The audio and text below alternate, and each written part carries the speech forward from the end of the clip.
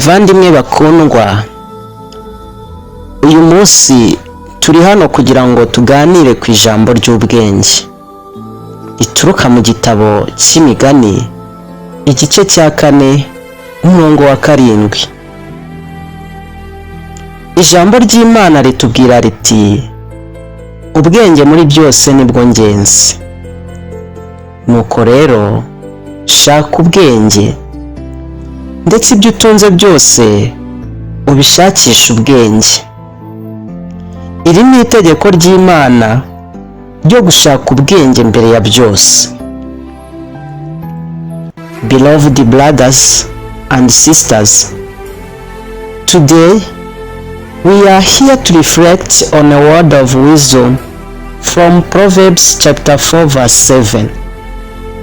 The word of God tells us, wisdom is the principal thing. Therefore, get wisdom, and whatever you get understanding. This is God's command to seek wisdom above all else.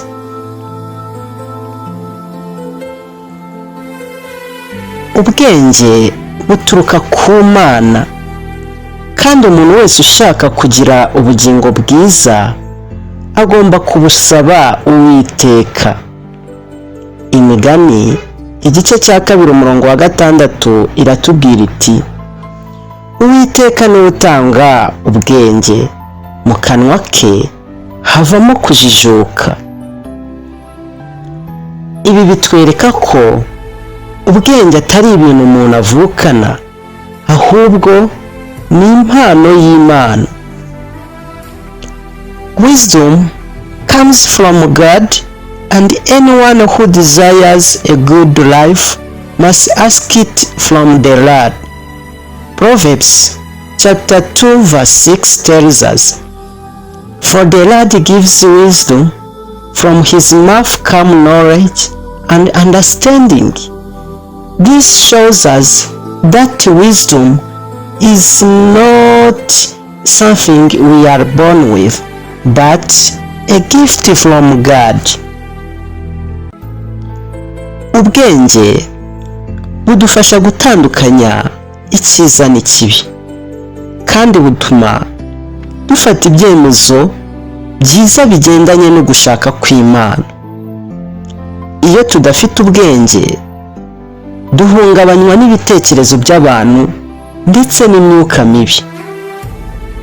Ariko iyo dufite ubwenge bw'Imana, tuba dufite imbaraga zo kubaho mu kuri no mu rukundo. Wisdom helps us to distinguish between right and wrong. It guides us to make good decisions according to God's will. Without wisdom, we are tossed around by human opinions and evil spirits. But with God's wisdom, we are empowered to live in truth and love. Imigani igice cya 16 umurongo wa 16 iravuga iti kugira ubwenge biruta kugira izahabu, kandi kugira ubwenge bwo kumenya biruta ifeza.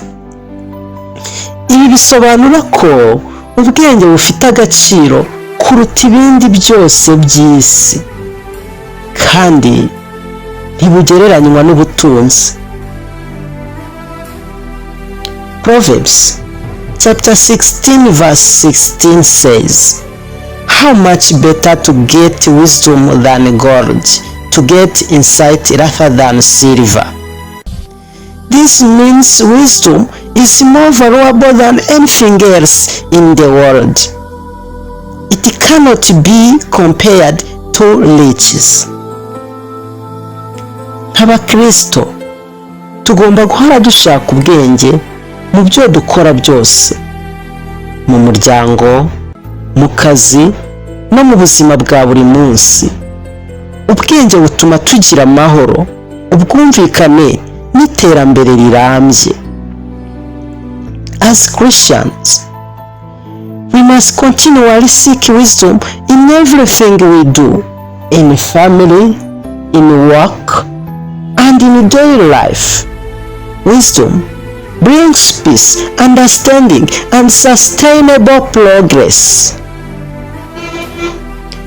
Nimucyo rero bavandimwe, dushake ubwenge bw'Imana kandi twige kubukoresha mu buryo bushimisha Uwiteka. Ntitukaba bumva ijambo gusa, ahubwo tube n'abarishyira mu bikorwa. Therefore, beloved, let us seek God's wisdom and learn to use it in ways that please the Lord. Let us not only be hearers of the word, but also doers. Ubwenge ni impano ikomeye y'Imana. Dusaba Uwiteka twuzuza ubwenge n'ubumenyi kugira ngo tugendere mu nzira ze kandi tumuheshe icyubahiro. Wisdom is a great gift from God. Let us ask the Lord to fill us with wisdom and understanding so that we may walk in His ways and bring glory to His name. Bavandimwe, reka dusubikire ikiganiro cyacu hano, ariko kugira ubwenge ni ingenzi. Nkwifurije gutunga ubwenge buturuka ku Mana, atari ubwenge bw'isi cyangwa se ubw'abantu, ahubwo ubwenge buva ku Mana ishobora byose, kubera ko ubwenge ari ingenzi kuruta byose. Umwami abane namwe naho ubutaha.